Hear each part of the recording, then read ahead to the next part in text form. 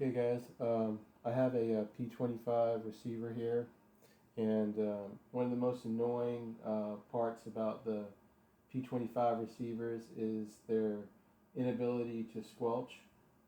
They take it all the way down until they lose the analog to data conversion before they crash out and go into Donald Duck voice.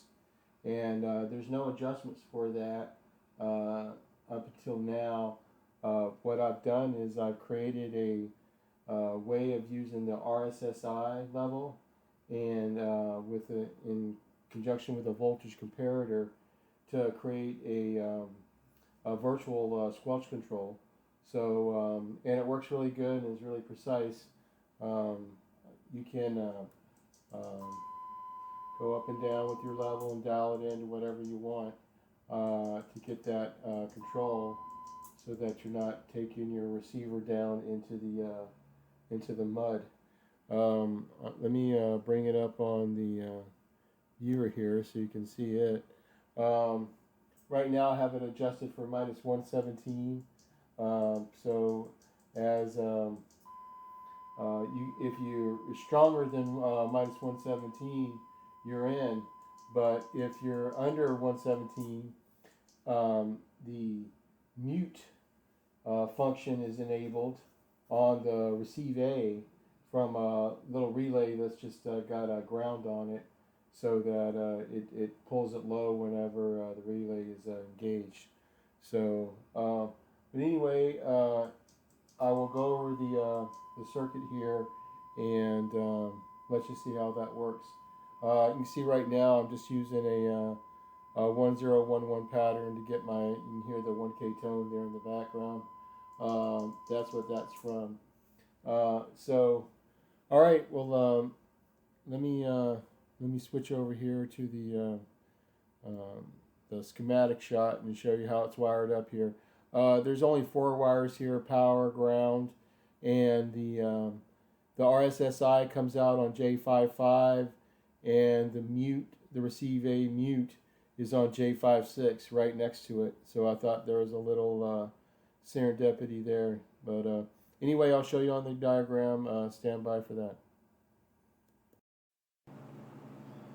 Okay guys, so in the live video there, I was using a 4-channel comparator. I got so excited when I thought about this idea. I didn't want to wait for Amazon to deliver the single one, and I had a 4-channel one back there in my cache of stuff. So, but anyway, for the drawing here, I'm just using the single comparator unit that you would need. This is the LM's 393, by the way, and these are cheap on Amazon for like 15 bucks a piece. And basically, what I'm doing is it has a 10-turn pot here where you can adjust the voltage as your reference, and whatever. Depending on how you set it up here, if the voltage on your input drops below it, it'll shut the relay off, and so it needs a voltage above it to turn the relay on. And that's what I'm doing here. Is I'm just looking at the RSSI coming out of the back of the subrack there. What I found was it has a range from 5 volts for maximum signal, and then all the way down to 0 when it, well, it's not quite 0, about 0.1 when it gets down to like -132. I had it set there in the video for -117, and that was a half a volt coming out, and so I was able to get a precise adjustment for that one. But anyway, out here on the relay control output, I just have the center contact strapped to ground. And so the normal state, when it's just sitting here quiet, it's connected to ground through the normally closed connector, so the receive mute is on, and it needs a strong enough signal to wake the relay up before it takes the receive mute off.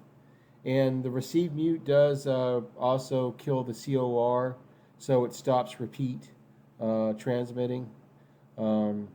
It does not, however, adjust the RSSI. In other words, it floats up and down all the time, no matter what, which is what you expect it to. But anyway, it's really simple to get this in, and really makes a big change in how your repeaters behave. So, all right, this is going to be part of another larger project that I got coming up. That's another vote scan situation. So I'll save that for later. But until then, hope this helps, and we'll talk to you soon.